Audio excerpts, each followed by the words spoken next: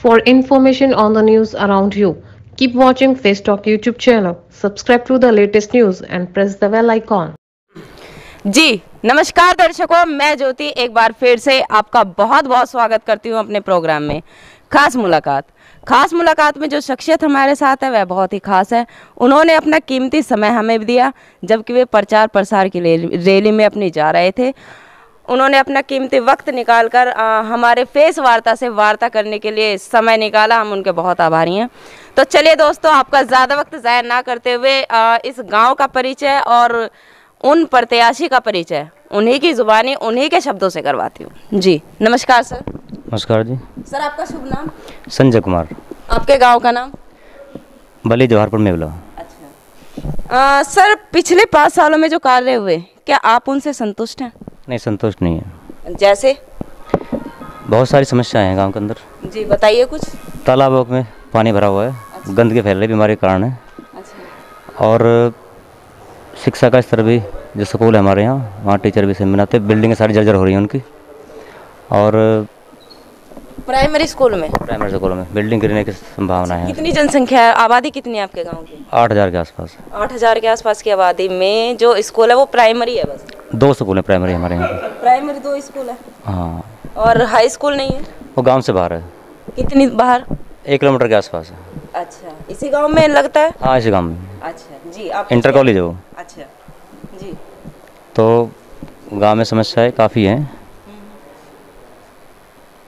Main चीज़ तो यही, चारों तरफ जो तालाब हैं सबके रास्ते बंद कर रखे हैं इन लोगों ने, और नाले से पानी रुका हुआ है। बीमारी फैलने की संभावना बढ़ती जा रही है। और जो हमारे यहाँ स्वास्थ्य केंद्र है उनमें डॉक्टर भी नहीं आते। अच्छा। ना ही बैठते हैं उसमें। और जो हमारे यहाँ मेन मुख्य समस्याएँ हैं, एक तो यहाँ कोई बैंक भी नहीं है। अच्छा। काफ़ी दूर जाना पड़ता है। कितनी दूर? करीब 3 किलोमीटर के आसपास। 3 किलोमीटर। तो लेडीज जिन्हें खाते होते हैं अकाउंट, तो उन्हें फिर नहीं जाना पड़ता है पैदल। तो अगर गांव में खुल जाए तो उससे फिर काफ़ी बहुत अच्छी हो जाएगी, सूरत बन जाएगी।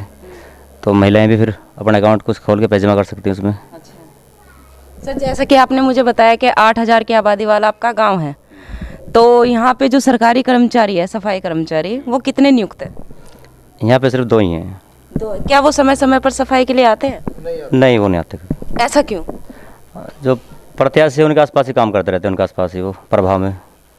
क्या ये किसी तरह का दबाव है उन पे? मैडम आप सीधे समझ रही, दबाव भी होगा। बिना दबाव तो कोई काम नहीं करेगा। आपने उन्हें वोट देकर विजयी बनाया, उन्हें प्रधान बनाया, तो क्या वे आपकी उम्मीदों पर खरे नहीं उतरे? नहीं, तभी तो ये दोबारा चुनाव खड़े उतरते तो फिर चुनाव मैदान दोबारा आते हो। क्या आपने पहले भी चुनाव लड़ने की तैयारी की थी? जी, वो हमने पूरे गांव की एक मीटिंग बुलाई थी, उसमें सर्वसम्मति नहीं बन पाई। अच्छा। अब की बार सर्वसम्मति से हमारा समर्थन है, इसलिए चुनाव में। अच्छा, यहाँ पे सर लेडी सीट है, आपकी धर्मपत्नी का नाम? ममतेज देवी। थोड़ा सा, जैसे कि लेडी सीट है, आपकी धर्मपत्नी इस वक्त प्रत्याशी हैं, आप प्रधान पति हैं। आप अपनी धर्मपत्नी को जो प्रधान पद के प्रत्याशी के रूप में आप लाए हैं, उन्हें कल को रात बिरात को अगर उनकी आवश्यकता कहीं आने जाने में पड़ती है तो क्या आप उन्हें आज्ञा देंगे? बिल्कुल। ये ग्राम प्रधान पद जो है कोई गांव की समाज सेवा के लिए, इसमें 24 घंटे आवश्यकता पड़ती है। अच्छा। सोच समझ के इसका फैसला लिया गया, ये तो है नहीं कि खाली ऐसे लिया गया। तो ग्राम समाज के काम तो किस टाइम, 24 घंटे किस टाइम भी हो सकता है। तो उसके लिए हम तैयार है 24 घंटे जाने के लिए। तो आप ये मानते हैं कि प्रधान पद का जो पद है वो बहुत ही अहम है और उसे जिम्मेदारी से निभाना पड़ेगा? हाँ, इसके बिना पुरुष हो या नारी, कोई भी हो। अच्छा, गांव की सेवा में आप पूर्ण रूप से उन्हें सहयोग करेंगे? सहयोग करेंगे पूरे 5 साल, गांव के लिए होंगे 5 साल पूरे। अच्छा, तो सर अभी तो हमने बात की पिछले कुछ 5 सालों के बारे में। अब जो रणनीति होगी आपकी धर्मपत्नी की, वो किस किस कार्यों को मुख्यता देंगी? क्या क्या कार्य ऐसे होंगे जिनको आप सबसे पहले प्राथमिकता देंगे? मुख्य कार्य हमारे ये होंगे कि जो महिलाओं के लिए ये सीट आई है, तो महिलाओं की जो हमारे यहाँ, जैसे मैंने बताया, मुख्यतः बैंक का मामला हमारे यहाँ होगा। एक यहाँ पे जो स्वास्थ्य केंद्र है, इसमें स्वास्थ्यकर्मी डॉक्टर की व्यवस्था कराई जाएगी। और हमारे यहाँ लाइब्रेरी गाँव में, उसका विस्तार करा जाएगा।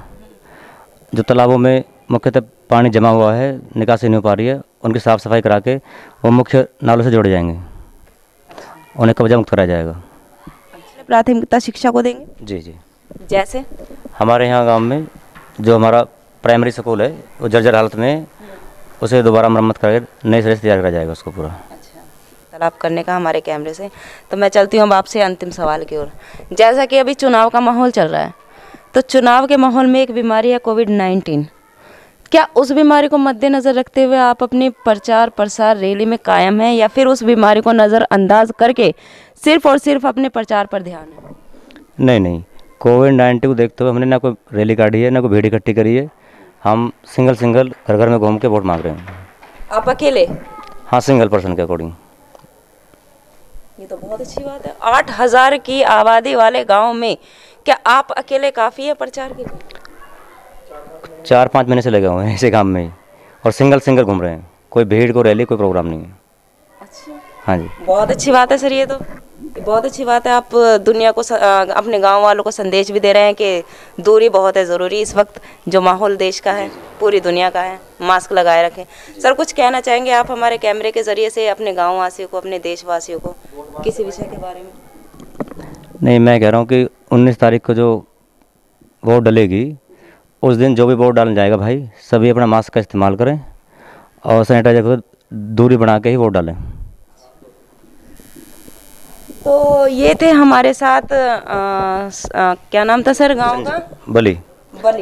बली मेवला गांव के संजय कुमार जी, जिनसे हमने वार्तालाप करी।